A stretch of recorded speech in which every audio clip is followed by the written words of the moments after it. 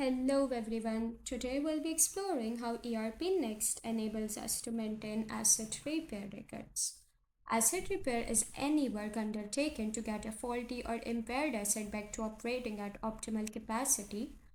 The repairs can take place outside scheduled maintenance and are usually unforeseen.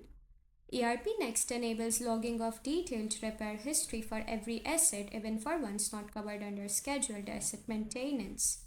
This allows companies to have a complete record of all the asset related problems. It also increases traceability, cost tracking, and pre budgeting to allow replacement or upgrades. So, if you wish to repair your asset, you would navigate to Home and Assets. Under this, the asset repair. Here you can see there is already one of the asset that repair has been completed, and so the entry has been made here. So um,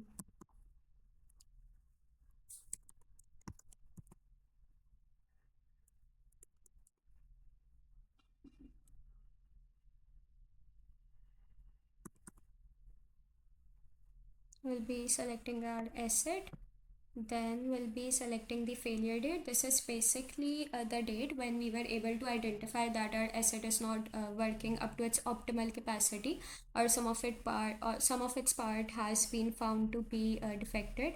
So for the ease, we are keeping it as if we were able to identify that our asset has been faulty today, and we'll just be making this an hour earlier, so we were able to spot it at 1832.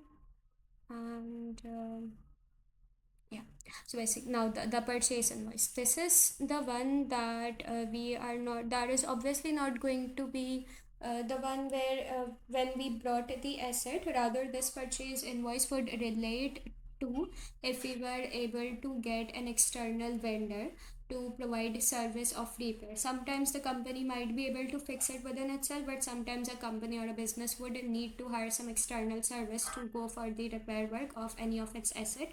So the purchase invoice would basically relate to that one.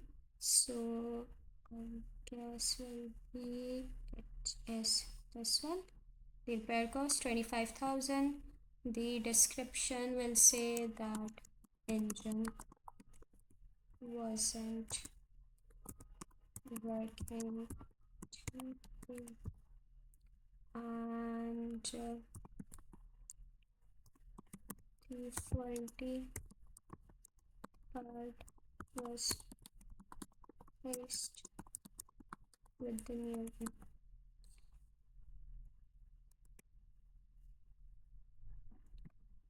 Having filled in all the details, we'll be saving it, and then we'll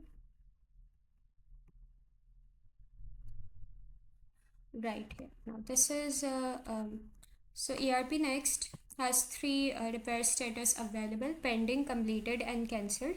So we'll be choosing this if, for instance, the repair work expanded over certain period of days or hours, and it was a long work. So we'll be choosing it pending if we want to, if just the repair hasn't been completed yet. If it has been completed, we'll be choosing this as the status. And if by some means the repair, when the technicians arrived, they were able to find out that the asset does not need to be repaired, rather it needs to be replaced all in all. So we'll then be choosing in that regard this status.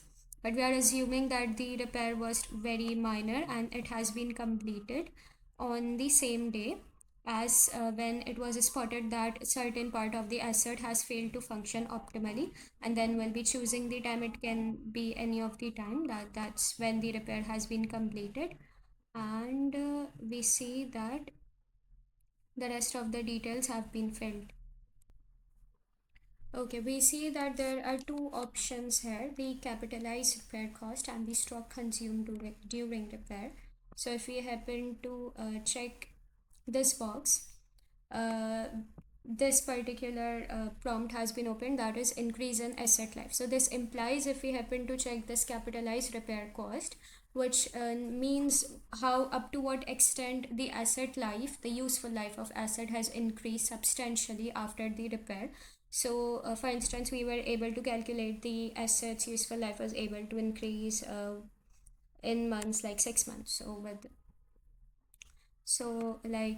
And then if for instance we also enable this box, which is stock consumed during repair, this is where we'll be adding all of the items that were consumed during the repair of our asset. So for instance, if the engine was faulty, it had to be replaced, or we found out that it was rusted and we had to lubricate it, so and we then consume that particular item from our own warehouse, then we would be adding that item, for instance lubricants, and then we'll be choosing the warehouse from where we were able to take it, the rate and the consumed quantity, and so the total value. So this is how, and whatever the value would then be, it is going to be added up into the repair cost of the asset, but we are assuming that no stock has been consumed during repair from our end, so we'll be keeping it up to this extent, and then we'll be saving and